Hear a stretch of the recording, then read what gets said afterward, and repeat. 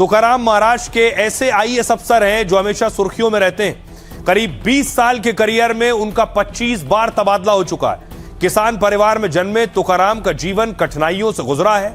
MA की पढ़ाई करने के बाद उन्होंने यूपीएससी में 20वीं रैंक हासिल की। वो जहां भी रहते हैं प्रशासनिक व्यवस्था और सख्ती के लिए जाने जाते हैं। 25 मई को उन्होंने महाराष्ट्र में एफडीए कमिश्नर का पदभार संभाला और तब से वो 1100 से अधिक होटल रेस्टोरेंट में छापा मार चुके हैं। 56 नामी ब्रांड्स और बड़े बड़े रेस्टोरेंट के फूड लाइसेंस कैंसिल कर दिए। गुटखा माफियाओं के सफाई के लिए उन्होंने मकोका की कार्रवाई की। इससे पहले हाईकोर्ट कैंटीन पर उनकी कार्रवाई बहुत सुर्खियों में रही। दरअसल तुकाराम ने एक 5 स्टार होटल का लाइसेंस रद्द किया। इसके खिलाफ उस बड़े होटल का मालिक पहुंच गया मुंबई हाईकोर्ट। कोर्ट ने कहा कि प्राइवेट होटल पर ही आप छापा क्यों मार रहे हैं? इतने ही सख्त हैं तो मंत्रालय सरकारी ऑफिस में रेड की रिपोर्ट दीजिए। इस टिप्पणी के बाद तुकाराम साहब की टीम ने उसी हाईकोर्ट की उसी कैंटीन में छापा मार दिया। 2016 में नगर निगम कमिश्नर बने तो अवैध निर्माण के खिलाफ मुहिम छेड़ दी। तब की विपक्षी पार्टियां उनके खिलाफ विधानसभा में प्रस्ताव लेकर आई थी। हालांकि तत्कालीन सीएम देवेंद्र फडणवीस ने उनका समर्थन किया था। उन्होंने कहा था कि गड़बड़ी उजागर करने पर किसी को सजा नहीं मिलनी चाहिए। 25वें ट्रांसफर के बाद अब उनकी पोस्टिंग महाराष्ट्र के खाद्य विभाग में हुई है। अभी शाहरुख, अजय देवगन और टाइगर श्रॉफ को भी नोटिस जारी किया गया है। नकली पनीर पर योगी का एक्शन। सबसे पहले देखिए, गाजियाबाद में पनीर पकड़ा गया है। एनालॉग पनीर है, यूपी में पकड़ा गया। योगी ने इस पर बैन लगा दिया है।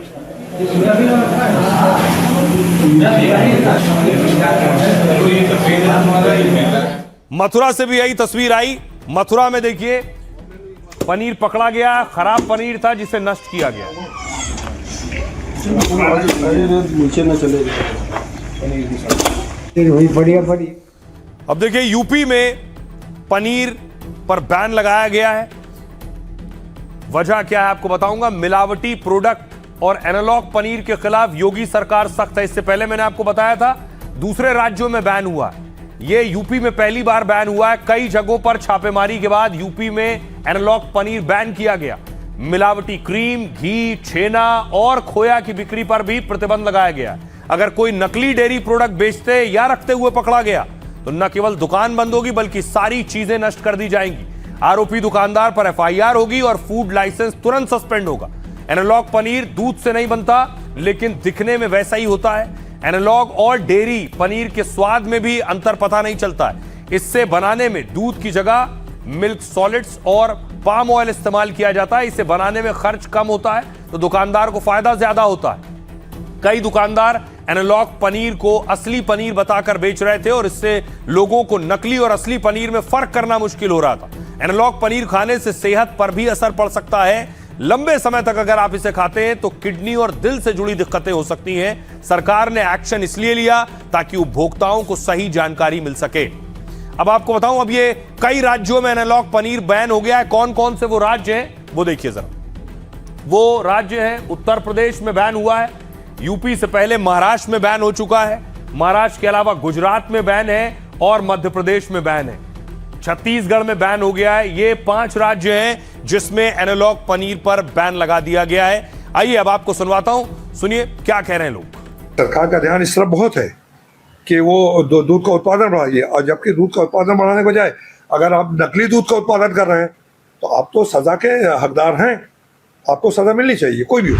सरकार पे जरूर भरोसा। सरकार तो अपनी कार्रवाई कर ही रही है, अब उसको जो है फॉलो लोग करें या ना करें। अरे ये सब नहीं ठीक है। अपना खुद काम करिए, खुद बढ़िया से खिलाइए और जितना हो रेट मिलेगा, बात खत्म। और आइए अब आपको बताऊं, इधर एनालॉग पनीर बैन हो रहा है।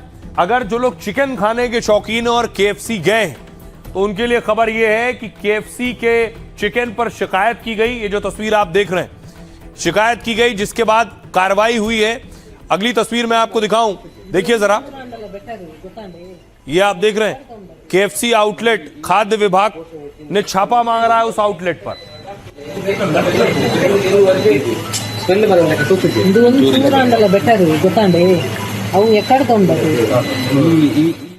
अब देखिए, जो केएफसी खाने के शौकीन हैं उनके लिए ये एक बड़ा झटका है। कर्नाटक के मैंगलुरु में शख्स ने केएफसी से ऑनलाइन चिकन ऑर्डर किया। कस्टमर के ऑर्डर के बाद चिकन पेरी पेरी लेग्स उसके घर डिलीवर हुआ।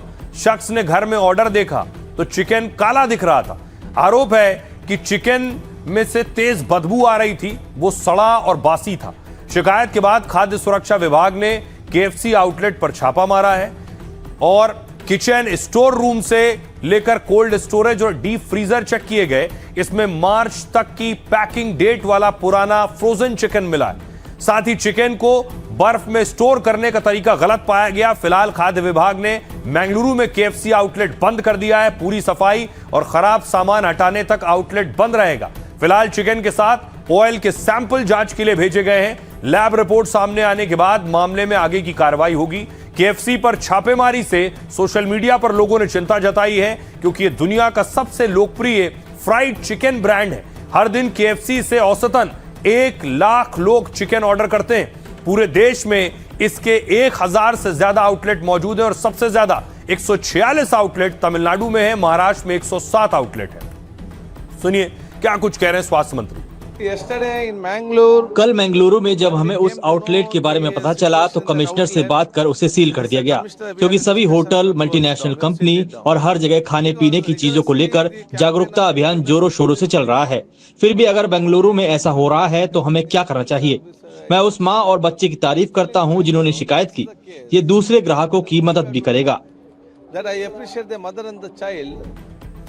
और आइए खबरों में आगे बढ़ते हैं। आज की एक और बड़ी खबर है, पान मसाला पर कैसे फंस गए शाहरुख खान, अजय देवगन और टाइगर श्रॉफ। पान मसाले का विज्ञापन भारी पड़ गया तीनों को और बड़ा एक्शन हुआ है। तस्वीर में आपको दिखाऊं, बाकायदा नोटिस जारी हुआ है। Mister Ajay Devgan, mister Shahrukh Khan, mister Tiger Shroff, ये उस नोटिस की तस्वीर आप देख रहे हैं। अब आपको बताऊं कि आखिर नोटिस किस बात को लेकर जारी हुआ है और क्या किया है इन तीनों ने। शाहरुख, अजय और टाइगर को नोटिस का मामला विज्ञापन से जुड़ा है।